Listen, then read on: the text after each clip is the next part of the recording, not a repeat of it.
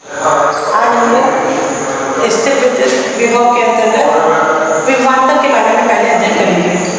कल हम लोगों ने विभव की परिभाषा देखी थी कि एकांक आवेश को अनंत से विद्युत क्षेत्र के अंदर लाने में जो कार्य किया जाता है उसको विभव कहते हैं। मतलब विभव एक प्रकार से किया गया कार्य है। अब हम लोग यहाँ पे विद्युत क्षेत्र के में दो बिंदुओं के बीच कितना विभव में अंतर उत्पन्न होता है इसके बारे में अध्ययन करेंगे, क्योंकि विभवांतर है क्या? विभवांतर का मतलब होता है दो बिंदुओं के बीच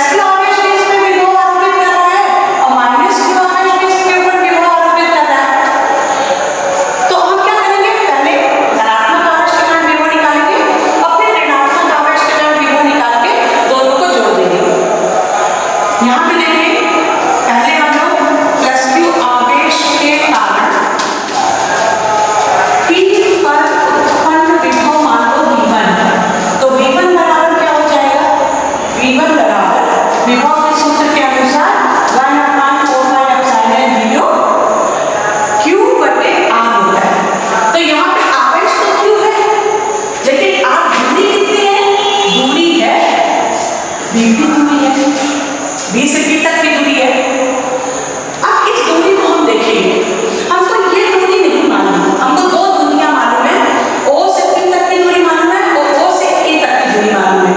तो अगर हम बी की दूरी निकालना हो कहें तो ओ पी दूरी में से ओ बी दूरी घटा दीजिए, ओ पी दूरी में से ओ बी दूरी घटा देंगे तो बी की दूरी आएगी, ये आ गया ओ पी का मान r माइनस ओ बी का मान है a, तो ये आ गया v1 बराबर 1/4 पाई एप्सिलॉन 0 q बटे r माइनस a। ये आपका पहला पॉइंट आ गया, पहला समीकरण आ गया कि प्लस क्यू आवेश के कारण p बिंदु पे विभव। अब यहाँ पे कहीं कहीं आपको k भी लिखा होता है, अभी हम लोगों ने यहाँ पे वायु विज्ञान विभाग के लिए मान लिया है। अब अगर मान लें कि माना ये पूरा जो सिस्टम है ये किसी माध्यम में रखा है, पूरा रूम वाला किसी माध्यम में रखा है, तो माध्यम के लिए परावैद्युतांक के काम करता है, तो यहाँ पे के लिख भी सकते हैं, नहीं तो विशेष स्थिति दिखा के अंत में भी आप दर्शा सकते हैं। तो प्लस क्यू आवेश के कारण विभव कितना आया, ये v1। इसी तरह से माइनस क्यू आवेश के कारण p बिंदु पर अगर आप विभव v2 निकालेंगे तो v2 बराबर क्या होगा, 1/4 पाई एप्सिलॉन 0 के, ये तो नियतांक है, ऐसे ही रहेगा q बटे, अब माइनस क्यू कहाँ है, यहाँ, और p बिंदु यहाँ है, इसका मतलब कि हम टोटल दूरी a की दूरी लिखेंगे। अब a की दूरी लिखेंगे तो उस स्थिति में v2 बराबर क्या हो जाएगा, 1/4 पाई एप्सिलॉन 0 के q, यहाँ पे q की जगह पे क्या लिखेंगे, माइनस q, इसको ध्यान रखना है। अब a से b तक की दूरी देखें, a से b तक की दूरी हमको नहीं मालूम, o से b तक की दूरी r है और o से a तक की दूरी a है, इसका मतलब कि कौन सी दूरी, a की दूरी बराबर हो गया ao प्लस op, या इसी को हम लिख सकते हैं a प्लस r या r प्लस a भी लिख सकते हैं, तो ये हमको मिल गया r प्लस a, इसको सेकंड समीकरण मानेंगे। इस तरह से हमको क्या मिल गया, प्लस क्यू आवेश और माइनस क्यू आवेश के कारण अलग अलग विभव मिल गया। अब इनको समीकरण 1 और 2 के द्वारा हम परिणामी विभव निकालेंगे। परिणामी विभव निकालने के लिए हम इधर हम जा रहे हैं। अब देखिए परिणामी विभव जो है उसका सूत्र क्या होता है, परिणामी विभव का सूत्र होता है v इक्वल टू, परिणामी विभव का सूत्र क्या होता है, v equal to v1 plus v2। तो समीकरण 1 और 2 से v1 और v2 की वैल्यू लिखेंगे, तो v1 की जगह पे 1/4 पाई एप्सिलॉन 0 के q बटे r माइनस a, और यहाँ पे हम इसको लिखेंगे v2 की वैल्यू, तो माइनस पहले लिख दे रहे हैं 1/4 पाई एप्सिलॉन 0 के q बटे r प्लस a, यहाँ पे माइनस करने लगा दिया, सीधे q बटे r प्लस a बचा। अब हम इसको मिला के अब इस समीकरण को हल करेंगे और अच्छी स्थिति में उत्पन्न विभव की गणना करेंगे। हमको v1 और v2 के मान मिल गए, v1 v2 के आधार पे उनके मान को रखा, अब हम इसको हल करेंगे।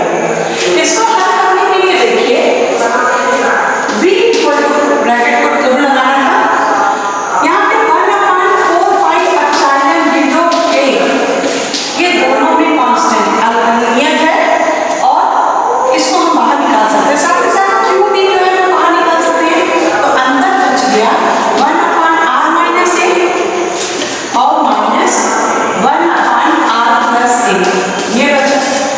और आगे हम लिखेंगे v equal to 1/4 pi epsilon 0 के q, इसका एलसीएम लेंगे तो r माइनस a और r प्लस a, तो यहाँ पे आ जाएगा r माइनस a है तो r प्लस a, और माइनस यहाँ पे आएगा r प्लस a है तो ये बचेगा r माइनस a। जिसको हल करेंगे सिंपल मैथ जैसा करते हैं, तो आपका इक्वेशन क्या आ जाएगा, v equal to 1/4 pi epsilon 0 के q, ये q मल्टीप्लिकेशन में जाएगा, क्योंकि आदत पड़ी है 1/4 पाई एप्सिलॉन 0 लिखने की, तो